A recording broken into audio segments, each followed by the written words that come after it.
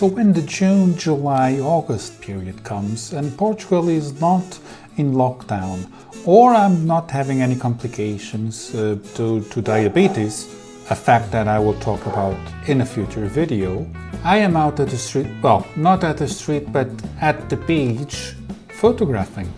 And here I take full advantage of the Portuguese photography law, which actually states that I can photograph wherever I want as long as in being in a public place. And although I can photograph at my own will, of course I take some precautions just in case.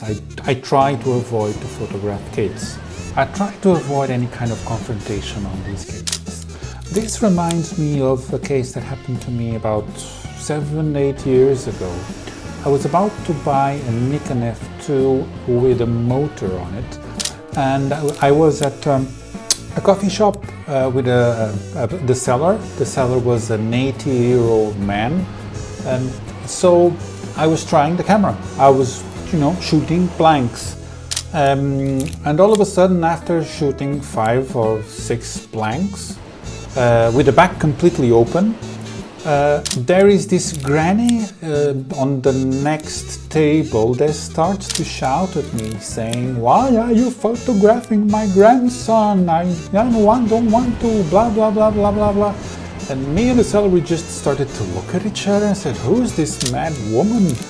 And she continued to argue, and the guy just turned to her and says, "Hey, listen, just shut up. No one cares about you. He's just trying to buy a camera from me. I'm trying to sell him a camera, and we're just shooting blanks. There is no need for all this." And she eventually picked everything up and she went away because she was still not convinced that we were not taking photographs of the grandson.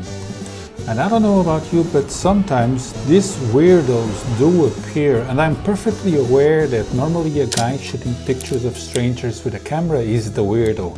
But I admit I'm not. I'm a normal person with a camera, and these cases happened to me. And once I was in a public place, and in front of me was the escalator. And I was stupidly trying the depth of field preview button. So the iris of the lens was opening and closing because I was photographing at f5.6, I think, and I was trying to see the depth of field. And all of a sudden, this lady that was passing by the escalator starts to shout. And I just went away, and she followed me aggressively, and she eventually caught up, and she demanded to see the image. I said, "Listen, this is a film camera," and I explained it to her. I did the example of, I was pressing this button, I was not taking any photograph. And she didn't believe me, so when I said to her that I could not show her the possible image that she wanted, because it was a film camera, she demanded to have the whole film, the whole roll. And I said, "Oh, forget about it. The maximum I do, because I try to be a little bit proactive in these cases, is I'll give you my ID card details. And if you see your image somewhere, you know that it was me, and then you can, I don't know, prosecute me or whatever."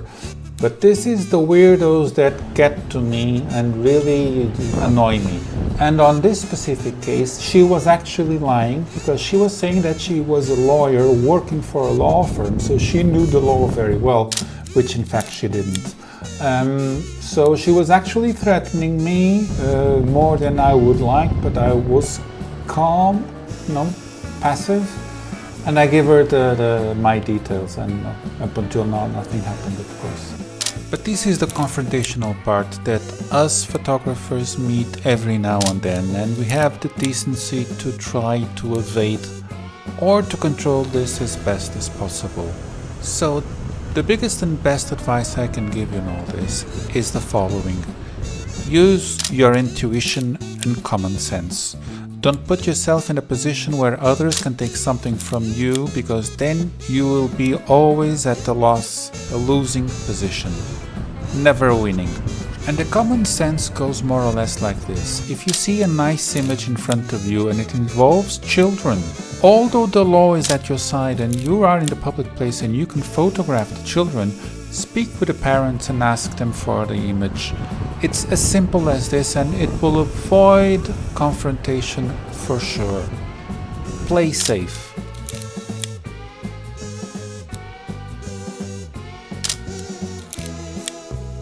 But I'm very sure you don't want me to speak about confrontation and street photography or beach photography for that matter. What you want me to do is me to talk about the gear and what to do and what to take. The thing is, for beach you need a beater and you need a camera that can withstand sand and you can withstand salt water to a point that you don't mind if something happens to her anymore. So you really need something that you can dispose of without any issue whatsoever in case it goes wrong. And I have plenty of these cameras laying around. In fact, I started this whole thing with a Nikon F, a beaten up Nikon F that I had back then. But this all changed when one day in a flea market I bought an Olympus OM-1. And I don't mean that cheap, plasticky, crappy digital thingy that they now have. I mean the real deal Olympus OM-1, the original, the one and only. And I'm not going to say that this camera is built like a tank or used another kind of word like game changer because everybody uses it.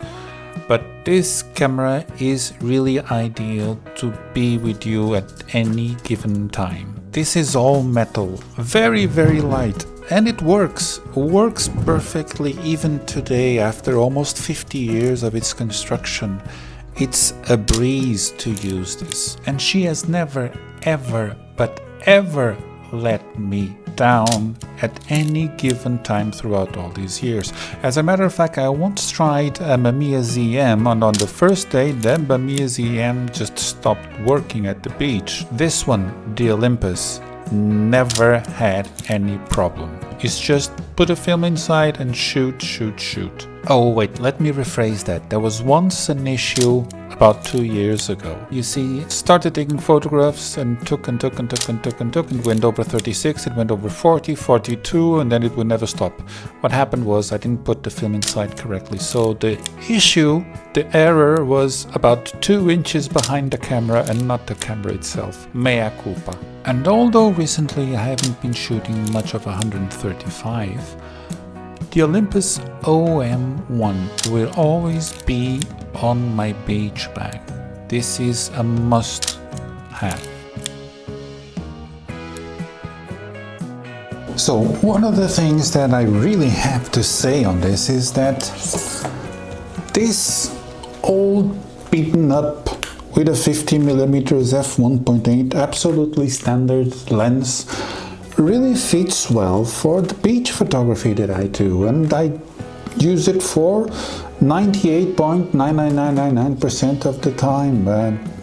It just works and it delivers and it feels great in the hand. This one is pimped up with a button. It just goes with me and works pretty well for what I want from it.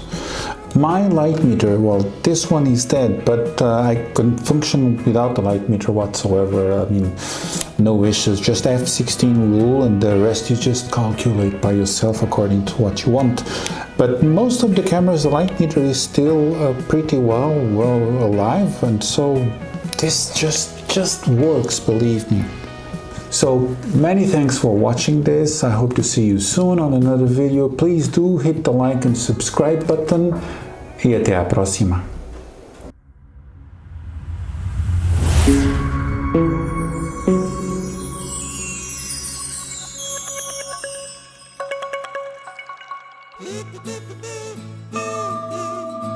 It's quite normal to find light meters which are still alive.